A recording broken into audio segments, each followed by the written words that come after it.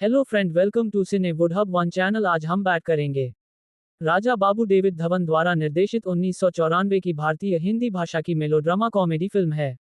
इसमें गोविंदा, करिश्मा कपूर, शक्ति कपूर, कादर खान, अरुणा ईरानी, प्रेम चोपड़ा और गुलशन ग्रोवर ने अभिनय किया है तथा आनंद मिलिंद द्वारा संगीत और समीर द्वारा गीत लिखे गए हैं।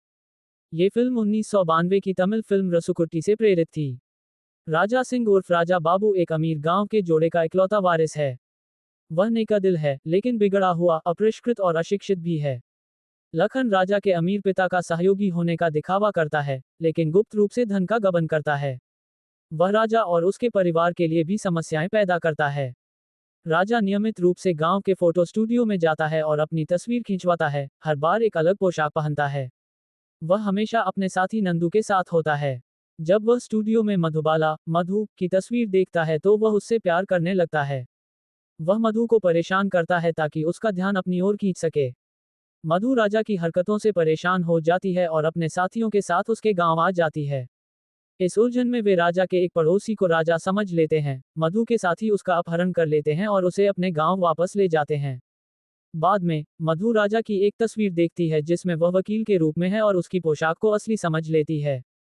वह उससे शादी करने के लिए राजी हो जाती है, लेकिन गलती से उसे पता चलता है कि राजा न केवल वकील है बल्कि वह पूरी तरह से अनपढ़ भी है। इस कथित कपट से क्रोधित होकर वह राजा के घर जाती है, उनकी शादी के निमंत्रण पत्र फाड़ देती है और राजा के पिता का अपमान करती है।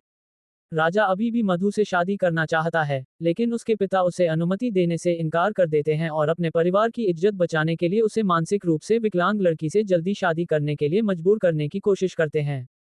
राजा मना कर देता है क्योंकि वह मधु से प्यार करता है और लड़की के माता पिता का अपमान करता है। इस अपमान से क्रोधित होकर लड़की की मां राजा की उत्पत्ति के बारे में एक बड़ा रहस्य बताती है। वह वास्तव में अपने माता पिता की जैविक संतान नहीं है, बल्कि वह एक अनाथ था जो एक मंदिर, हिंदू मंदिर की सीढ़ियों पर पाया गया था और बाद में उसके माता पिता ने उसे गोद ले लिया। राजा कृतज्ञता से अभिभूत हो जाता है और अपने पिता की बात मानने का फैसला करता है। इस बीच मधु समझ जाती है कि राजा ने उसे धोखा नहीं दिया और यह सब एक गलतफहमी थी। वह उसे माफ कर देती है और उसके लिए अपने प्यार का इजहार करती है।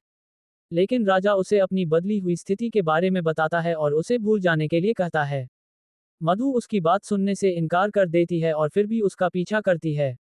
राजा के पिता अपने बेटे के इरादों को गलत समझते हैं और मधु से न मिलने के अपने वादे को तोड़ने के कारण उसे घर से निकाल देते हैं। इस तनावपूर्ण स्थिति का फायदा उठाते हुए लखन राजा के पूरे परिवार को मारने और उनकी संपत्ति पर कब्जा करने की योजना बनाता है। वह अपने बेटे बांके के साथ मिलकर राजा के माता पिता का अपहरण कर लेता है। राजा उन्हें बचाने के लिए दौड़ता है। एक लंबी लड़ाई के बाद वह अपने परिवार के दुश्मनों को हराने में कामयाब हो जाता है।